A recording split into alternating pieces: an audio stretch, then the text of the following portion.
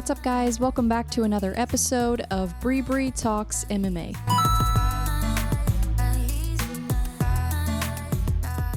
Before we get into the episode, let's go ahead and take a minute to show some love to our sponsors. You guys know I love combat sports, I love to watch fights, but you know what else is a real fight? Is dealing with health insurance. And just like in a fight, you want to make sure that you have the best in your corner. And that's where Bruce from Watson Health Group comes in. Not only is Bruce a licensed health professional based right here in St. Louis, Missouri, but he's also a diehard MMA fan just like us. And trust me, when you're looking for a health insurance agent that's going to fight for you, Bruce is your guy. So go ahead and visit watsonhealthgroup.com, fill out the form, and find out how Bruce can help protect you from getting knocked out by unexpected medical costs. All right, so today we are going to be recapping the PFL 2023 World Championship, the tournament. There were 5 title fights, so pretty excited to go through this card. And I'm also going to talk about just kind of my thoughts on PFL versus UFC, the future of PFL, and kind of just what I'm thinking about the organization and the future. So I'm really excited to kind of dig into today's episode, and then we will preview some of the upcoming UFC events because we've got some exciting fights. Even though, you know, we've only got 1 month left in the year pretty much, we've still got a ton of great fights to come our way. So I'm really excited for that. So let's go ahead and just get right into it. So on the PFL card, it was kind of interesting. They had a bunch of different fights. So they had the 5 title fights, obviously, but they also had some showcase bouts. And it was, I'm trying to think, the first 2 were, I believe those were pro fights, but there was one amateur fight on the card at least, and that was the Biagio Ali Walsh versus Joel Lopez fight. So that was an amateur fight, which I think is really interesting that an organization as big as PFL is having some amateur fights. So I thought that was, and I know they've had Ali Walsh on several cards before, but I just kind of realized, I guess, that he's amateur. It's kind of surprising just because the way that he trains, you would think that he's a pro, and just watching him fight, you would think he's pro, and just the way that he markets himself, promotes himself. So it's kind of like he's already treating this like he's a pro, and it seems like they're trying to build him up so that way when he does go pro, that he's going to be a huge star, is what I'm thinking. So really interesting. But he ended up winning that fight via round 2 knockout, which was incredible. I mean, he did get hit a few times. I noticed he got hit with a couple nice 1-2s from Lopez, and Lopez is really tough. He was 3-0 before this, and Biagio Ali Walsh before this fight was 5-1. So yeah, it was really interesting. This was in the 155 pound division. So I am really curious to see how Ali Walsh does when he goes to the pro level, but so far I've been really impressed with him. And I know he trains at Extreme Couture, so he's training with top level pro athletes. So he's definitely on his way to have a great career. And with the name Ali, of course, that definitely helps him out a lot. So he's super marketable and very talented as well. So I'm really excited for him. And then getting into the first title fight of the card was Jesus Pinedo versus Gabriel Braga. And prior to this, Gabriel Braga was undefeated. So it was really interesting. I have been rooting for Jesus Pinedo pretty much this entire tournament just because I really like his story. Like, he's been an underdog, I feel like, in most of his fights in PFL. And he's from Peru. There's not a ton of fighters from Peru to begin with. So he's representing his country, bringing a title, to his home country. That's really exciting. And I thought he looked incredible. I thought he's looked incredible all of his fights that I've seen. So I'm just really impressed with him overall. I'm really happy to see him win the belt. Yeah, I know, I can't remember what fight it was. He was a huge underdog. Gosh, I cannot remember who it was that he was a big underdog against. Not the Bubba Jenkins. I think he was an underdog in the Bubba Jenkins fight, but it was the fight before that. Gosh, I can't remember for the life of me who he was fighting. I just totally blanked. But But he ended up winning this fight for the tournament. He ended up winning via round 3 TKO. Super impressive. He's got really great boxing, great hands. Honestly, though, Braga, it looked like he was doing a really good job controlling the octagon and using his forward pressure. But even kind of backed up against the fence, Pinedo was still throwing really well and had a really great footwork, even when he was being kind of backed up by Braga. So, yeah, and it was like I think it was a flying knee. It was some kind of crazy, it was a flying knee right before he kind of threw a big flurry at the end to finish the fight. But yeah, that flying knee, I think, is really kind of initiated it.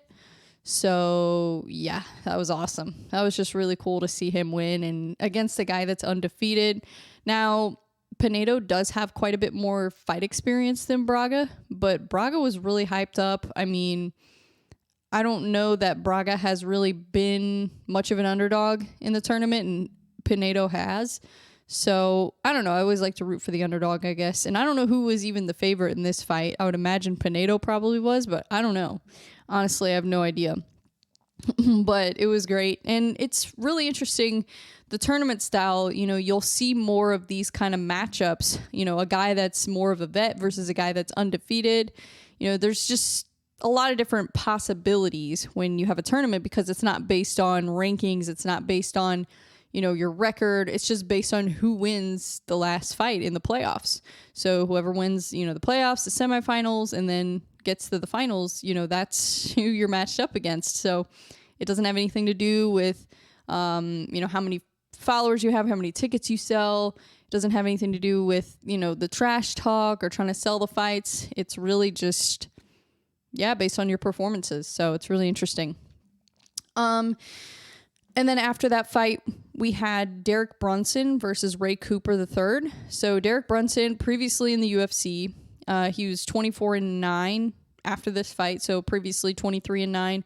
His opponent, Ray Cooper, is now 25-9. So they were actually pretty evenly matched when you look at their record. But I think Derek Brunson's UFC experience definitely is going to play a factor here. He's got a lot of UFC experience. He's fought almost everybody. And this was actually, it was interesting. This was, it wasn't, I don't think it was supposed to be a catchweight fight. I think it was supposed to be a middleweight fight, but Ray Cooper missed weight. Because he weighed in at 187 pounds. So he missed weight. So it was technically catchweight, but I think it was really supposed to be middleweight. But yeah, Derek Brunson won that fight via unanimous decision. And he said I haven't been able to find any data on how much money he made in this fight. I was trying to find it, trying to search for it. Couldn't find anything. But he said he secured the bag. So I'm guessing that means he made more in this fight than he did in his UFC fights.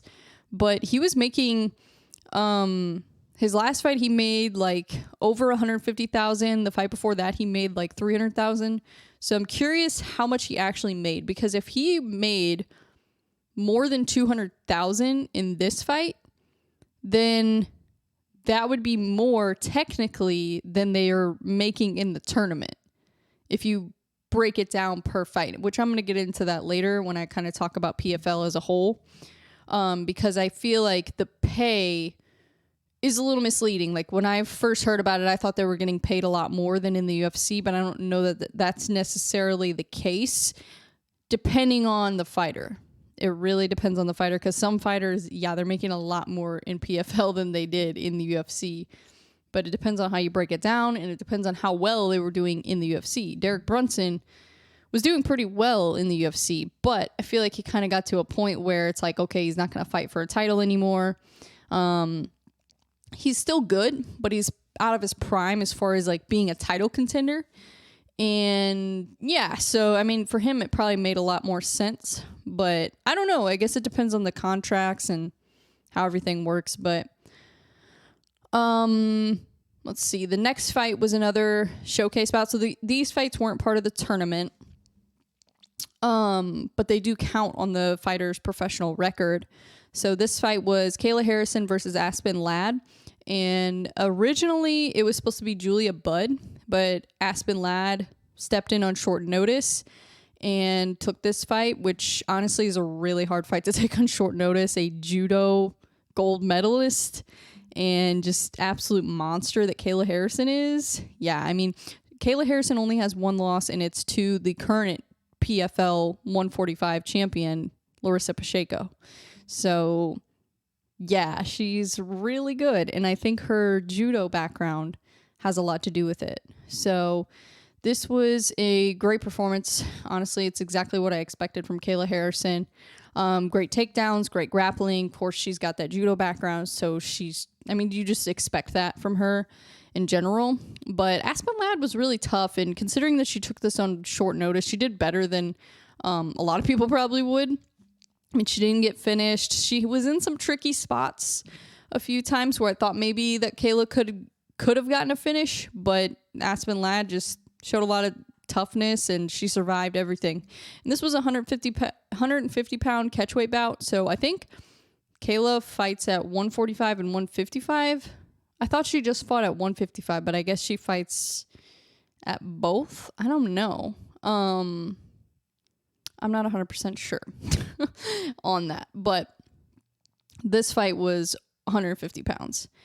And yeah, it was a great fight. I'm excited to see. I mean, I think Kayla Harrison called out Cyborg, but supposedly Cyborg is supposed to face Larissa Pacheco first, and then apparently she's supposed to fight Kayla Harrison. So I don't know how they're going to work that out, but whatever. I guess that's what they're going to do. But yeah, I would like to see her fight Chris Cyborg. I don't know who wins that fight, honestly. It's hard to pick against Chris Cyborg, just because she's one of the greatest female fighters we've ever seen. But Kayla Harrison's really good too. I mean, overall combat sports athletes, she's one of the best combat sports athletes we've ever seen in women's combat sports. So strictly MMA, I would say obviously Chris Cyborg has a better resume, has more experience, but Kayla Harrison in combat sports overall, I think might have a little bit of an edge. So it'll be really interesting to see how that plays out. Let's see. And then the next fight after that, this was the 205 championship, so the light heavyweight championship, and this was between Impa Kasanganay and Joshua Silveira. Joshua Silveira, I think he was born in America, or he grew up in America, but he has Brazilian roots. So his dad, born in Rio, and he's got that Brazilian blood. So he's definitely got great grappling, and we've seen that from him time and time again. But Impa Kasanganay, he's just been looking really good since he's switched over to PFL. I think he's an example of someone who going to PFL was definitely the right move. And now he's even fighting in a heavier weight class. He's not having to cut as much weight. So I'm wondering if just not having to cut as much weight is helping him, especially with staying so active. Because if you're fighting 5 times a year, 5 weight cuts, that's tough. That's brutal. So I think maybe that's helping him. I don't know. Even though he is a little bit smaller than you typically see for a 205er, because I think he's even fought at welterweight before. But yeah, I was really impressed with him. He's so explosive. Like even in his grappling, like whenever I think Joshua had him on the ground, and I can't remember exactly how he got out of the position, but he just kind of exploded out of it.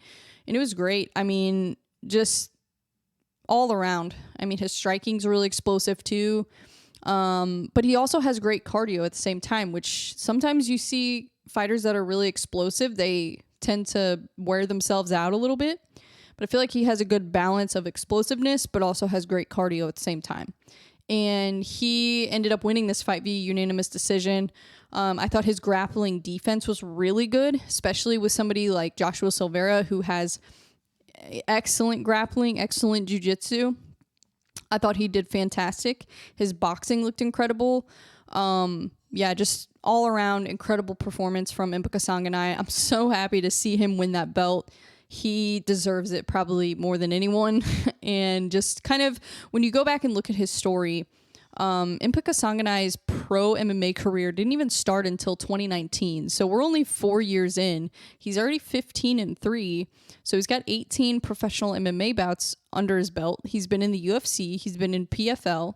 And he didn't have the greatest run in the UFC.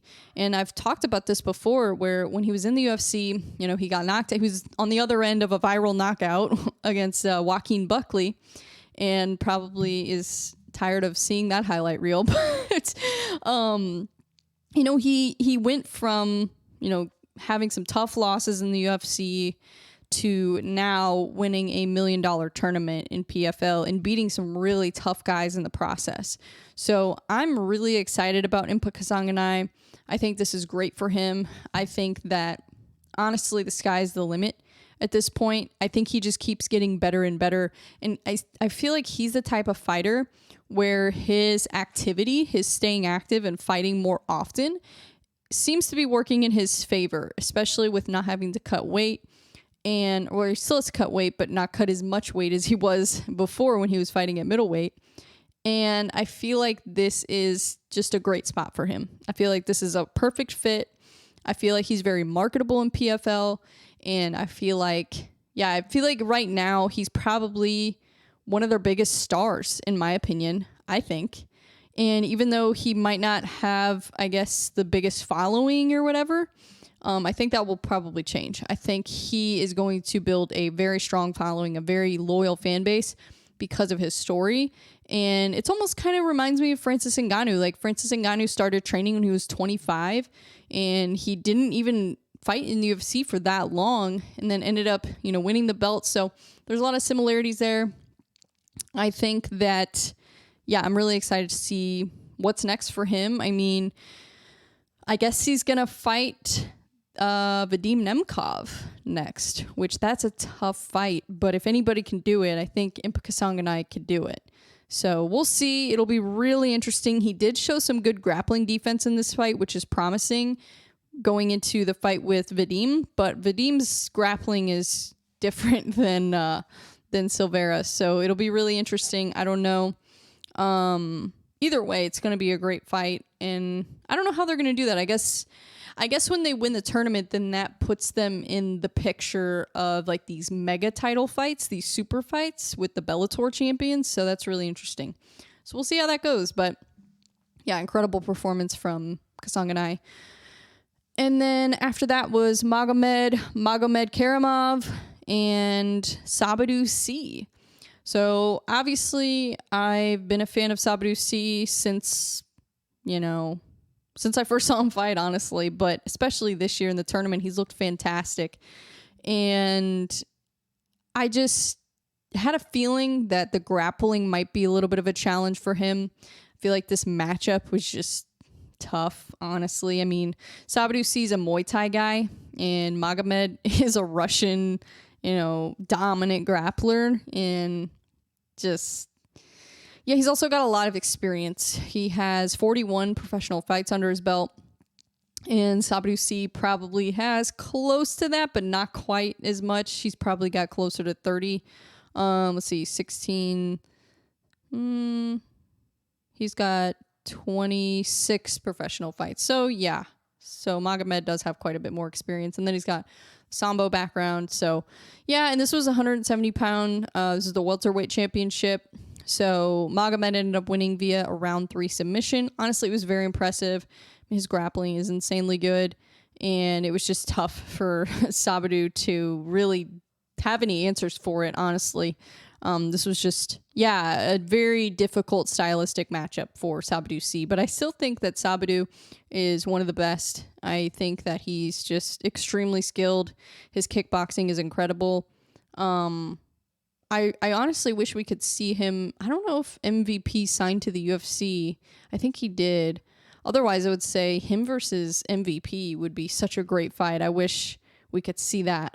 But I don't know. I guess I don't know what he's going to do next year. I guess he's going to go in the tournament again. I'm not sure. But yeah, it'll be interesting to see. But Magomed, great performance. Honestly, fantastic. He looked incredible.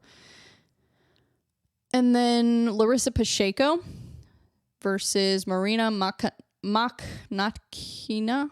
Sorry, I mispronounced that every single time. This is the women's featherweight championship, 145 pounds. Larissa Pacheco ended up winning via unanimous decision, and I would say it was a pretty dominant performance from Larissa Pacheco, except for the 5th round. Seemed like she might have let off the gas just a little bit. Maybe she knew she won the whole fight pretty much, so she's like, what is she gonna do to me in this last round? And she didn't necessarily look like she was in danger, but it looked like, I don't know, Marina could have possibly won the 5th round in my opinion, but can't really win a fight off one round. So, but to her credit, she didn't get finished. She's still never been finished, and she fought somebody with a lot more experience than her. Larissa Pacheco, prior to this, had 26 fights. Yeah, 26 fights. And Marina Maknatkina had 14 fights. So pretty big difference experience-wise.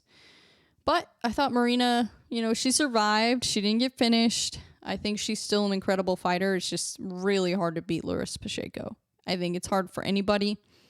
So we'll see how her fight with Cyborg goes. That's going to be really interesting. I don't even know. I don't know. Larissa Pacheco could beat her. And if she does, that's huge for her. It's a huge win to have on your resume. So it'll be really, really interesting. And if she does beat Cyborg, that also will show kind of how high level the talent is in PFL at this point. Because I feel like there are a lot of people trying to say that the talent level isn't there. And it's like, dude, look at these matchups. These matchups are insane. And there's definitely a lot of talent in PFL. I feel like that is the least problems with the PFL. I feel like that is actually the biggest strong point of PFL is they have a lot of talent, and they have a lot of talent that's never even fought in the UFC. So it's not like it's just a bunch of fighters that lost fights in the UFC and then came to PFL. Like, a lot of these people have only fought in PFL. Like Kayla Harrison, all of her professional MMA fights have been in PFL. So, and I mean, if you put her in the UFC, I think she would do pretty freaking well. So the whole argument of the talent, it's like, if you stack up the women's featherweight division in PFL against the UFC, PFL wins all day long. All day long. It's not even close. It's not even close. So now the problem is they don't really have, their divisions aren't all full. So they don't really have like a 115, a strong 115, 125 division like the UFC does. So it depends on the division. But like lightweight, definitely not there. Bantamweight, I don't even think they have a tournament for bantamweight right now. So it's like, yeah, if you look at it that way. But it depends on the division. Like the 205 division, pretty freaking good. The welterweight division, pretty good. And the 265 division, you might even be able to argue that the 265 division in PFL might be slightly better than the UFC. I don't know. I mean, it depends. I think now with them adding Bellator to it, that definitely makes a big difference. So I don't know. I mean, I think there's still probably more talent in heavyweight in the UFC, but it's not a very deep division, that being said. So, I don't know. And then, yeah, like the 145 division, honestly, is great in PFL. They've got a great 145 division. I still think the UFC is ahead of them there.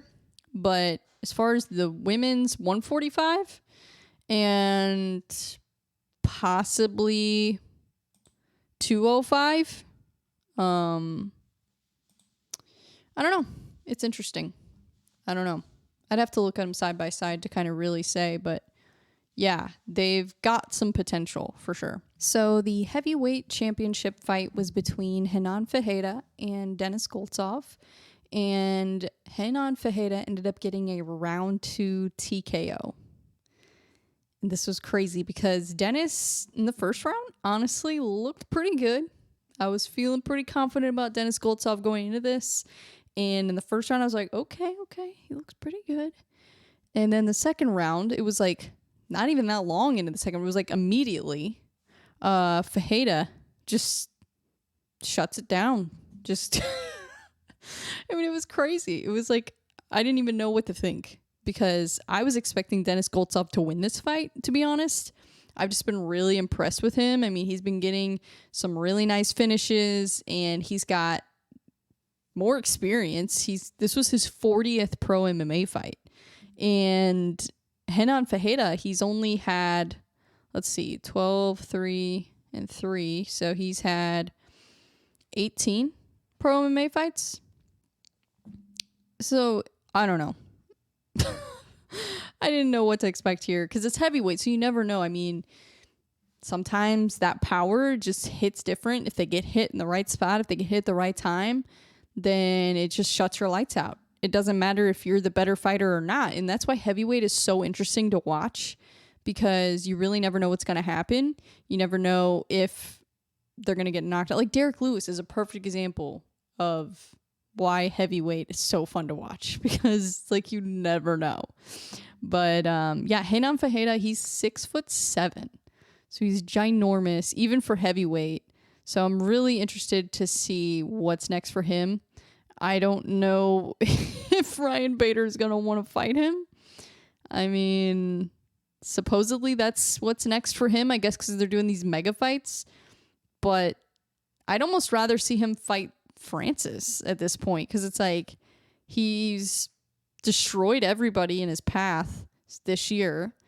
And Bader, honestly, to me, and I like Ryan Bader, to me that's a scary fight for Ryan Bader. I think that Fajeda could probably knock him out just based off what I've seen. Bader's had a long career, so I don't know. I think heavyweight in PFL is way better than heavyweight in Bellator. So I think we might see that if Bader fights him. If he takes the fight, I don't know what's going to happen there. But Francis, I don't know. He might be more concerned about boxing right now because he's doing really well in boxing. So I don't know if he's really going to want to get in there with a 6'7" Brazilian knockout artist. So we'll see.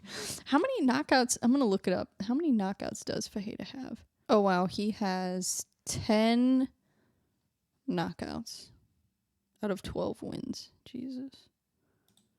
What are his other wins?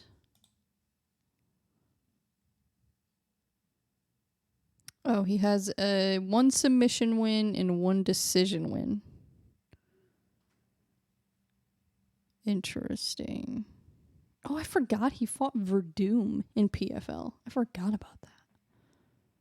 That was a couple years ago.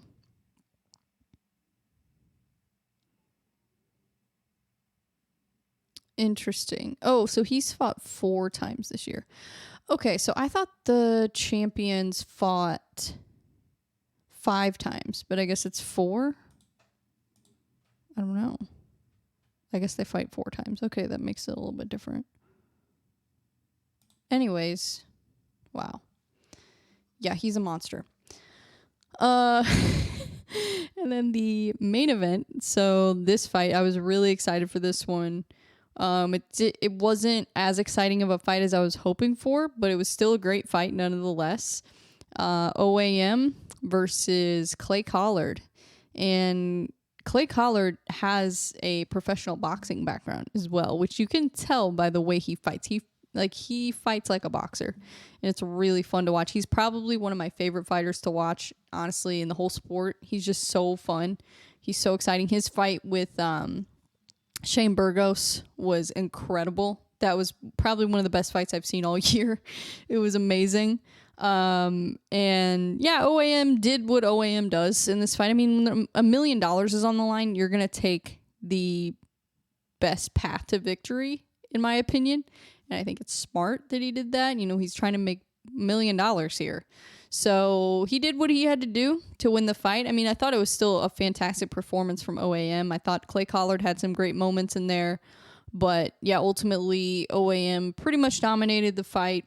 And even in the striking, he had he had some great moments. Like, he obviously, his grappling is what he's really known for, but he's got good striking too.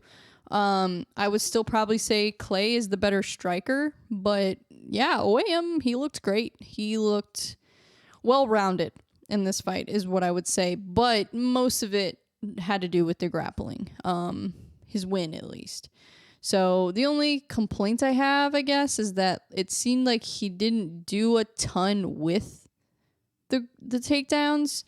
So, and I don't even know how many takedowns he got in this fight. Probably quite a few, but like I said, none of the less. It was a great performance, and I like to watch grappling, so for me it was exciting.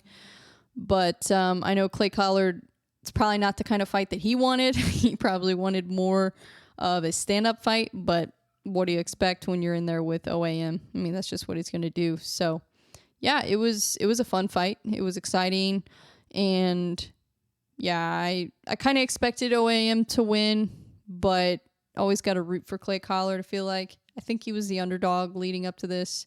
So would have liked to see him win, but at the same time, I like OAM too. So it's like, I don't know. But it would have been really cool to see Clay Collard win the $1 million. But pretty cool story considering OAM in the UFC was making like $30,000 a fight, and now he's making $1 million. So pretty spectacular when you think about that. Okay, so now I want to talk about just PFL as a whole and kind of the pros and cons that I see with PFL, how it compares to the UFC and other organizations, and just overall what I kind of think of it. Because I was really excited about it at the beginning of the year, of course, with the tournament coming out, and I saw the matchups and Shane Burgos going over there, Francis Ngannou.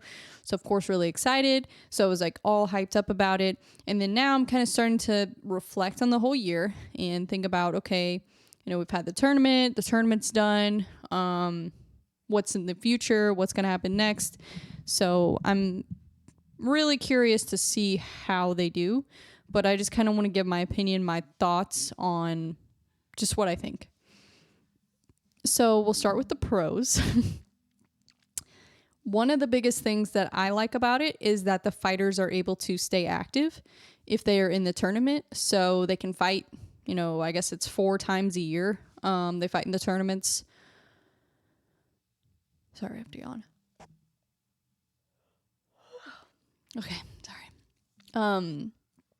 Yeah, actually, let me look that up because I don't know how many times they fight. I'm just going to look up Impa Kasanganay and see how many times, because I feel like he's fought more this year, but maybe that was in the UFC, his last fight. Oh, he was on the Challenger Series. That's why. Interesting. Okay, so he did the Challenger Series first in March, then he fought again in April, then he fought in June, then he fought in August, then he fought in November. Okay, got it. So normally they fight 4 times a year. Okay, so that's not as bad as I thought. I thought they were fighting 5 times in a year for the tournament. I'm like, that seems like a little much. But I guess if they're on the Challenger Series and they make it, then, you know, they could earn a spot in the tournament. Interesting. Yeah, so I like that they can stay active. I think that's great because sometimes certain fighters have a hard time getting fights because they get turned down. They don't, you know, nobody wants to fight them. So it kind of gets rid of that problem a little bit. And then the opportunity to earn $1 million, obviously that's great. Love to see fighters making more money. That's always a plus.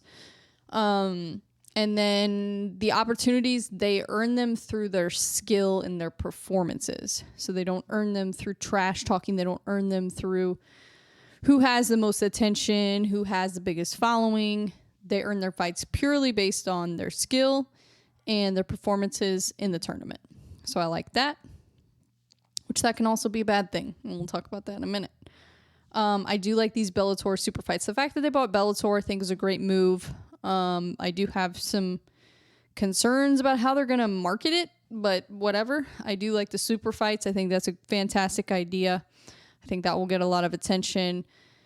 And then the fact that it's on ESPN Plus, I think that's great. I think anything on ESPN Plus is going to get more attention than it would otherwise. So I think that's fantastic because, like, I guess one drawback of, I guess, like BKFC is that they have like their own app. So that's always going to be an obstacle because now you're asking the viewers to download and pay for another subscription. Whereas ESPN Plus, most people already have it, especially if they're already a UFC fan or a sports fan. So I think that's great.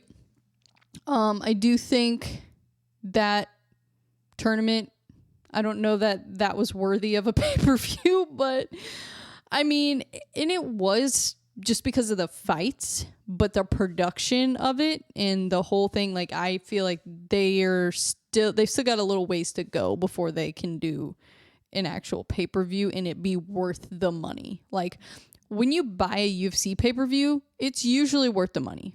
I mean, there is a handful where you're like, okay, this could have been a fight night, but I think that most of the time the UFC pay-per-views usually are a hit. Okay, so moving on to the cons. So some of the cons that I see are just production value. It's nowhere near the UFC. It is not even close. It is not even close. The production is nowhere near the UFC. Not even close.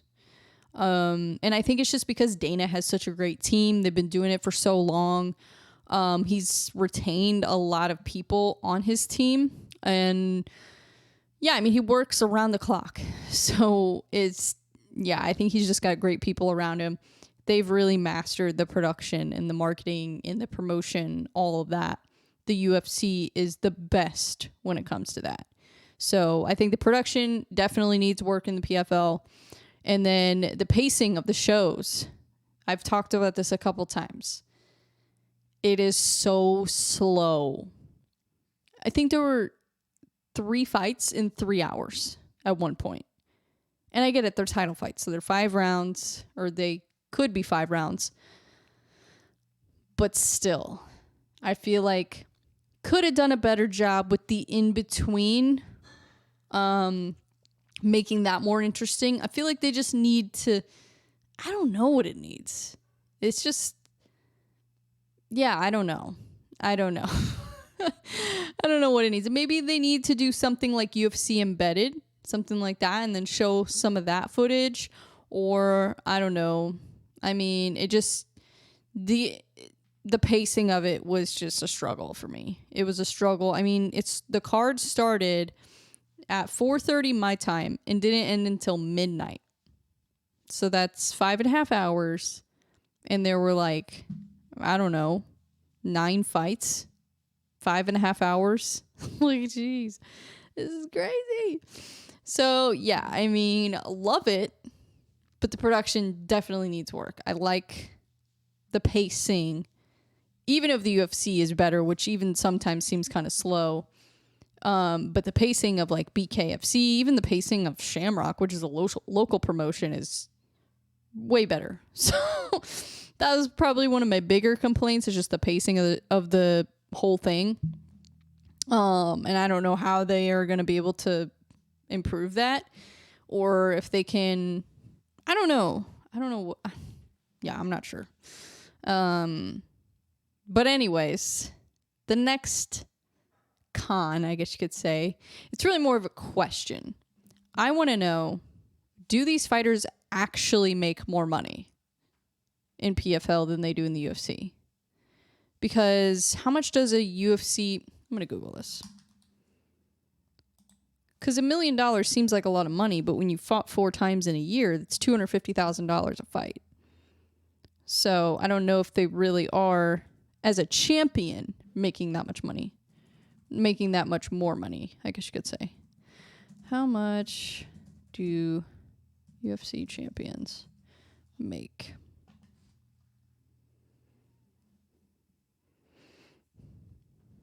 The highest tier for champions and superstars ranking between 500,000 and 3 million per fight. See, yeah.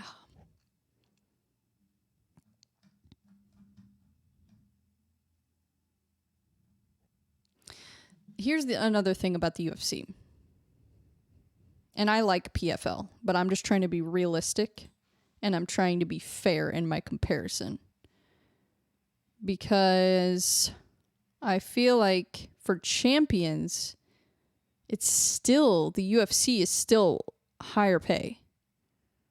If you're not a champion, then yeah. I think that, okay, here we go. Here's some recent purses. So Alex Volkanovski has made over $11 million in his career. Charles Oliveira, over $10 million. Francis Ngannou, over $3 million. He'll make more than that in PFL. He's an example of somebody who will make more in PFL. Leon Edwards, $3 million. Not a super marketable fighter, so makes sense. Sean O'Malley, he just became champion. Just fought his first title fight, won his first title. Over almost $3 million, and that's not including all the other stuff he does on the side.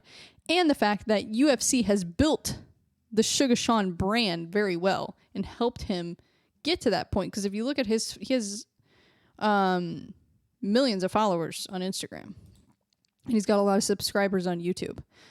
So I think that, and that's just, those are just some examples. And that might be outdated. Let me see, when is this article from?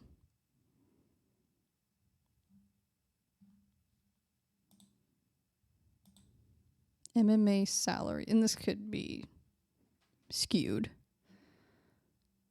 It doesn't say when this was updated, of course. But anyways, yeah, I feel like they still make more in the UFC as a champion. As a champion.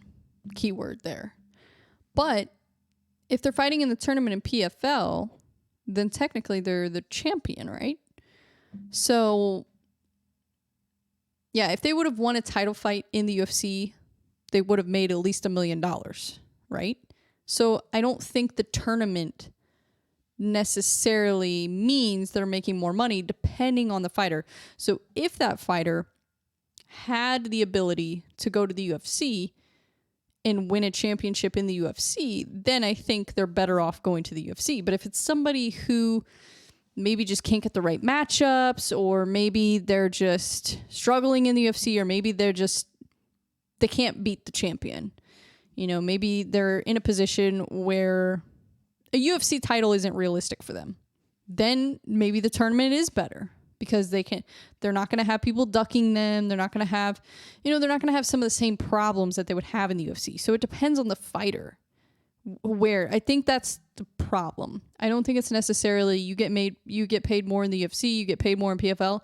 I think it's some fighters are going to make more money in the UFC and some fighters are going to make more money in PFL. If you're a fighter that likes to get a lot of attention, you like to talk trash, you like to do all that, then the UFC is probably a better place for you and your brand.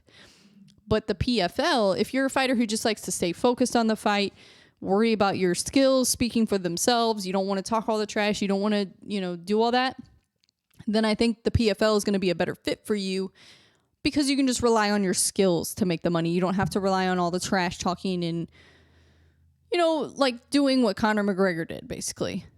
How many unfair title shots did Conor McGregor get just because he's Conor McGregor? So for Conor McGregor, could he go and make the same amount of money in PFL? Absolutely not. Could Sean O'Malley go and make the same amount of money in PFL? Absolutely not. Like, there are certain fighters that, if they would have gone to PFL, would have ended up making less money. So it depends on the fighter. Francis Ngannou, I think he will make more money in PFL. Impa Kasanganay, obviously he's making more money in PFL. OAM, making more money in PFL. So it just depends on the fighter, like I said. But all the champions in the UFC right now, I can't really think of any that if they were to go to PFL would make more money. I can't think of any, honestly. So it just depends on how you look at it. It depends on the fighter. I think that, it depends on what division they're in too. So like if you're in women's 145, honestly, PFL seems like a great place to be.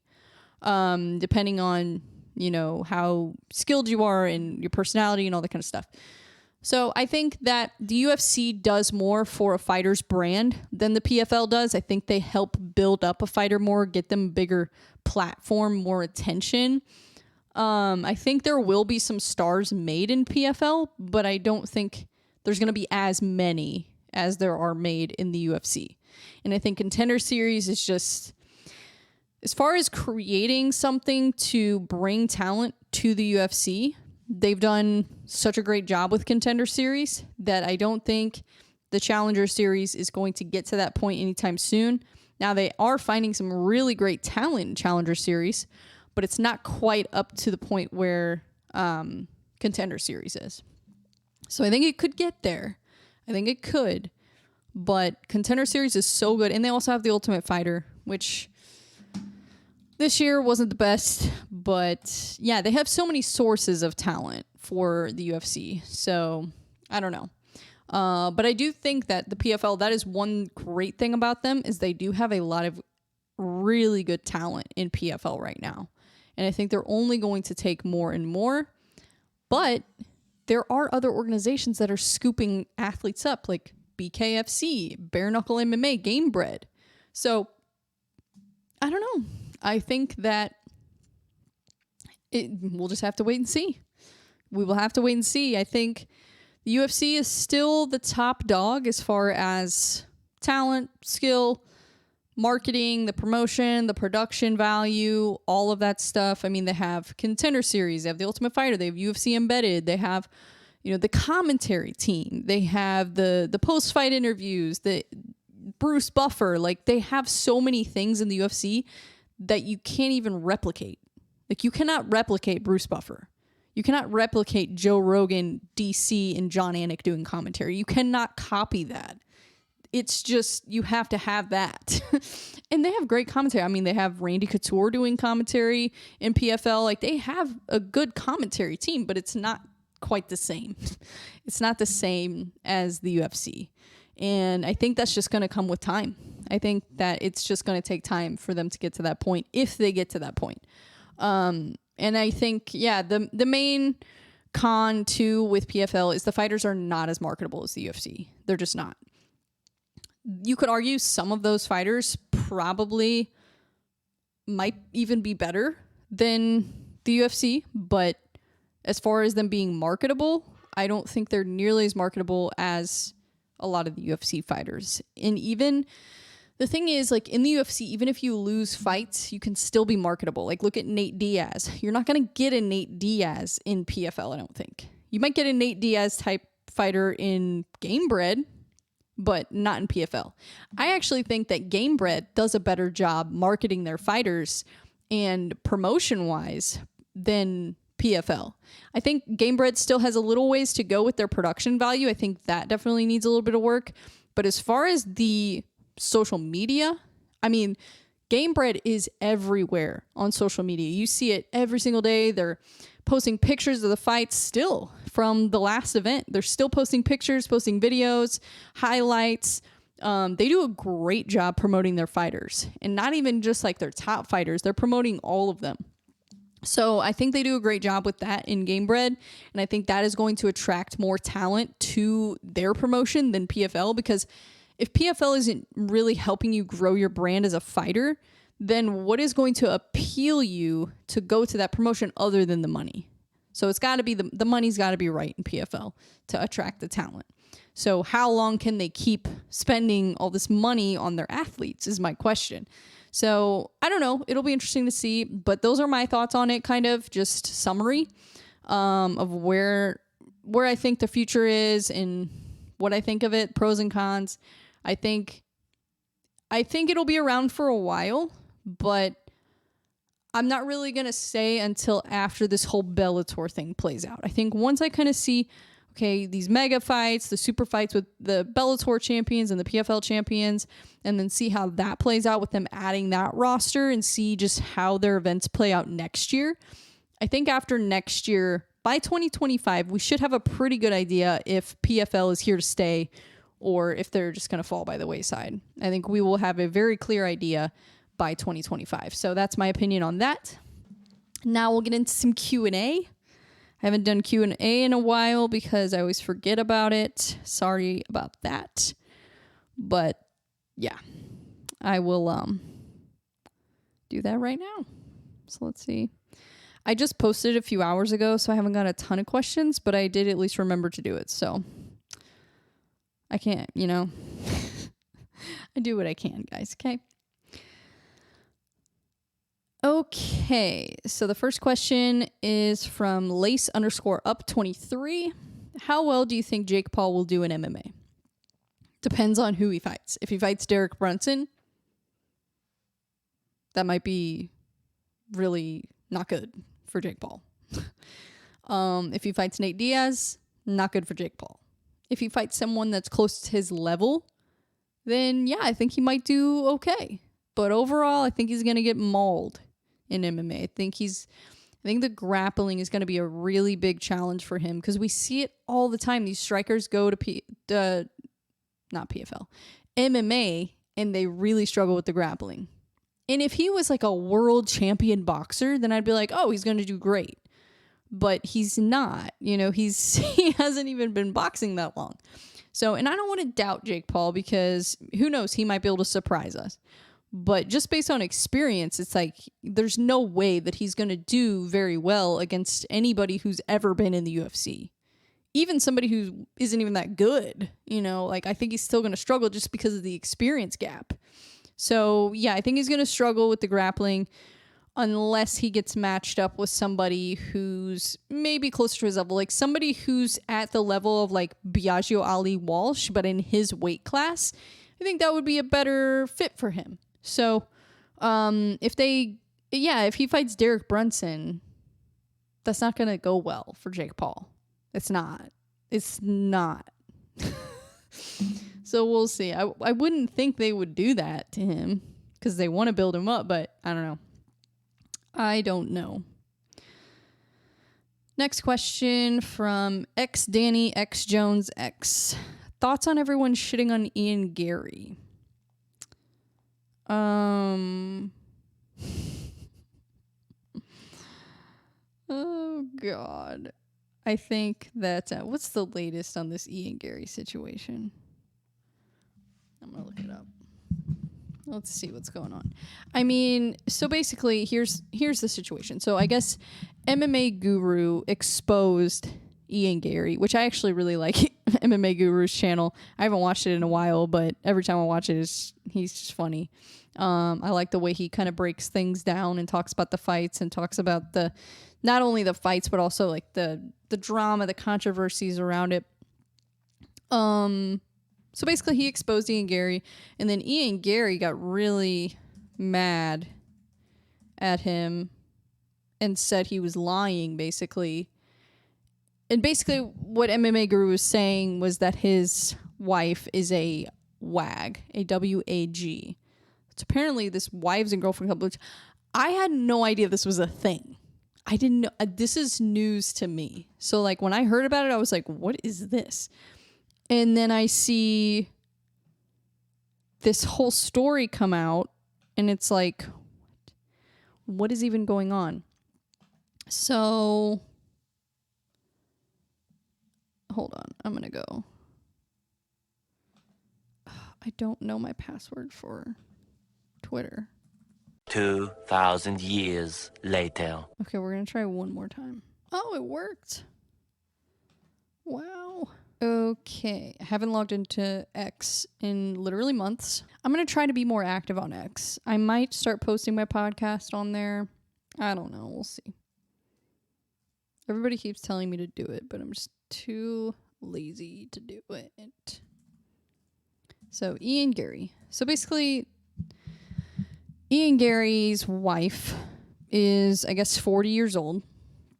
And he's obviously way younger than that. So there's this whole controversy about her. Ian Gary's wife tried to encourage him to start a fight with Hamzat in an elevator while Chimaev was with his wife as well. What?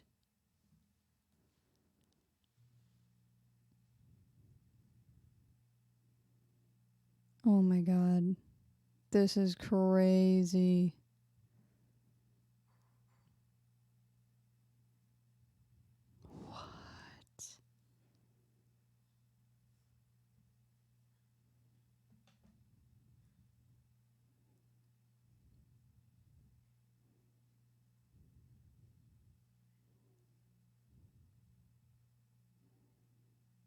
Okay, they're telling the story about Hamzat.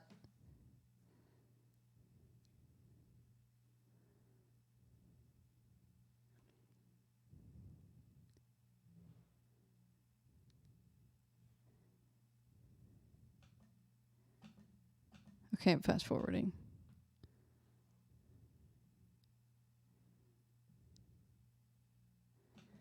Oh, wow. So Ian Gary was telling the story, I guess, in an interview of his wife trying to get him to fight Hamzat in an elevator. Oh, my God. This is crazy.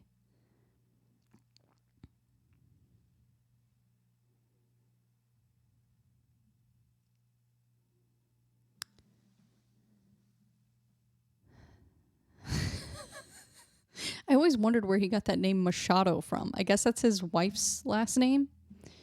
And supposedly his ex-husband, or her ex-husband, lives with them. Supposedly. Now, I don't know. I don't know that this is any of our business, what goes on in these fighters' personal lives. But I think the fact that Ian Gary came out and tried to say that it wasn't true is kind of what opened this whole can of worms. I think if he would have just ignored MMA Guru and just not said anything about it, then this wouldn't have happened. But MMA Guru is like, oh, you want to say I'm a liar? Okay, well, here's all the proof. Because literally his wife wrote a book called How to Be a Wag, which is, like I said, I didn't know anything about this. So I'm going to Google it because I don't actually 100% know what it is. I think it's like a wife or girlfriend of a professional athlete, but I don't know what it all entails. So I'm going to look it up. WAG, Urban Dictionary. That's a reliable source, right?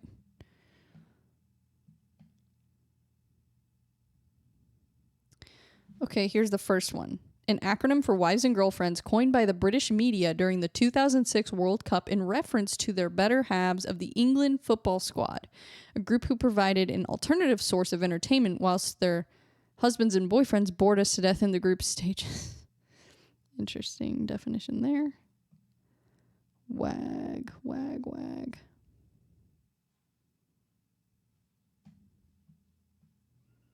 Okay, I'm going to look up wives and girlfriends.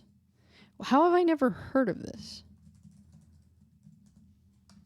I guess this is an actual thing. Oh, wow, there's a whole Wikipedia page on it. Yeah, I had no idea this was a thing. This is crazy. Wow. Yeah. High-profile sportsmen and women.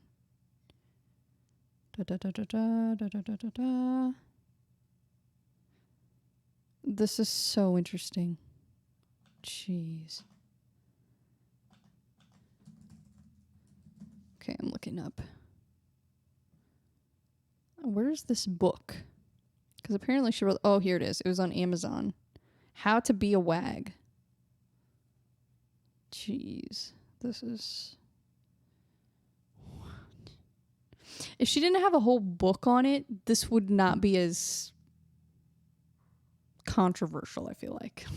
The fact that she has a book on it. It just seems like she definitely... And I don't know either of these people personally, so this is just me looking on it from the outside. But it seems like maybe this was like part of her master plan, was to like date an athlete when they're young, and then like I don't know. I do think it is a little personal, and we don't really need to know about this, but it's all out in the open, so whatever. Yeah, I think... I don't know. I mean, I don't wish anything bad on Ian Gary necessarily, but to be honest, hasn't been the most likable guy in the sport. He's talked a lot of trash and just like, yeah, I don't know. You definitely subject yourself to this type of thing when you behave the way that Ian Gary does. So I don't know. It's very strange to me. But I don't judge people. You know, they can do whatever they want. As long as he's happy, they're both happy, then whatever, more power to him. But it does seem a little odd. It does seem a little odd, not gonna lie. But anyways, yeah, I guess we'll end it on that. Oh, jeez, that is just so crazy. I don't even know what to think. But he's fighting. Oh, let's look at the upcoming UFC cards. Because we've got Dariush versus Sarukian. That is the Austin, Texas card. And that is on Saturday, December 2nd. And I believe we also have BKFC that same night. So I guess I'm going to have to double screen it this weekend. Because, yeah, it's December 2nd. Okay, so this card starts at 8 p.m. The UFC Austin card starts at 6 p.m. I don't know how I'm going to pull this off. I'm going to try to cover both of them. We'll see how that goes. We will see. I'll at least watch the main event, BKFC. Hopefully I can catch... It's such a stacked card, though. I want to watch the whole main card. Ben Rothwell's fighting. Faria versus Rawlings. Stewart versus Davis. Yeah, I really hope I can figure out a way to watch both those fights at the same time. And then December 9th, we have Song versus Gutierrez. That's another Apex card. We have local fights that Saturday, so I will probably watch the local fights, and then I'm probably going to catch those after, because it's at Ballpark Village, so I would think they would play the UFC fights there. So I don't know if I'll be able to watch that card there. I don't know. I'm not sure, but I'll figure it out. And then we've got the last pay-per-view of the year, Leon Edwards versus Colby Covington. Actually, let's take a look at the Dariush versus Sarukian card, because that actually, they've got some great fights on this card. So Jalen Turner versus Bobby Green, that is the co-main event. That's going to be a fantastic fight. Jalen Turner stepping in on short notice. He's actually the favorite in this fight, which is interesting. With him stepping in on short notice, I mean, I don't know. I think I would probably pick Jalen Turner, but I thought Grant Dawson was going to beat Bobby Green too, so it's hard to kind of bet against him at this point. So I don't know. We'll see. It's going to be a fun fight, though. That is going to be an absolute war, I think. I think it's going to be a war. I think Dan Hooker versus Bobby Green was going to be a war, too. But I don't know. We'll see. We will see. And then Rob Font versus Devison Figueiredo. That is going to be a phenomenal fight. I don't know. I think I would still probably go with Rob Font. I mean, Devison Figueiredo, even though he was a flyweight, he was a huge flyweight. So him moving up to bantamweight, I think, makes sense. But we'll see. I mean, Rob Font honestly probably has the best boxing in the UFC, or some of the best. He's definitely up there. And then we've got Sean Brady versus Kelvin Gastelum at welterweight. That's going to be, oh my God, that's such a great fight. That is such a great fight. Jesus. Clay Guida's on this card. He's fighting Joaquim Silva. Misha Tate is fighting Julia Avila. Wow. Cody Brundage is on this card. Drakkar Klose versus Joe Selecki. This is going to be really interesting. Oh, Veronica Hardy is fighting on this card. She's opening up the prelims. So that'll be fun. And then let's see the Leon Edwards versus Colby Covington pay-per-view. 2 title fights. Leon Edwards versus Colby Covington for the welterweight belt.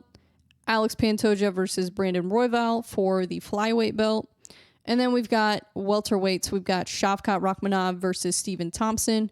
We've got Tony Ferguson versus Paddy Pimblett. Very excited for that fight. And Vicente Luque versus Ian Gary, who we were just talking about. He is fighting on that card. And then we've got Josh Emmett versus Giga Chikadze. Irene Aldana versus Karo Hossa. Cody Garbrandt versus Brian Kelleher. Casey O'Neill versus Ariane Lipski. Alonzo Menefield versus Dustin Jacoby. Man. Yeah, this is a great fight. This is a great card. So lots of exciting stuff coming up. And then, of course, BKFC, Mike Perry versus Eddie Alvarez. That's December 2nd. this coming Saturday. Definitely tune into that. That is going to be an absolute banger of a fight. And the whole card honestly looks fantastic. So I'm excited. So it says, I'm so confused. It says 8 p.m. Central Standard Time is the start time. But then it says 8 p.m. Central Standard Time, start time for the prelims too. So I don't know. I'm not sure what that means. I guess all the fights start at 8 p.m. It is in Utah, so they are a little bit behind in the time zone. So I guess, I don't know. I guess we'll find out. but I guess, turn it on at 8 o'clock. I don't know. I don't know what else to tell you. But yeah, I'm excited for very excited for that. Very, very excited for that fight. Mike Perry is so fun to watch in BKFC. He's 3-0, so if he wins this, he'll be 4-0. And yeah, that'll be exciting. Very exciting. And then I guess he will fight... Who's the champion right now at middleweight? I don't even know. I honestly have no idea. Middleweight. Do they have a champion?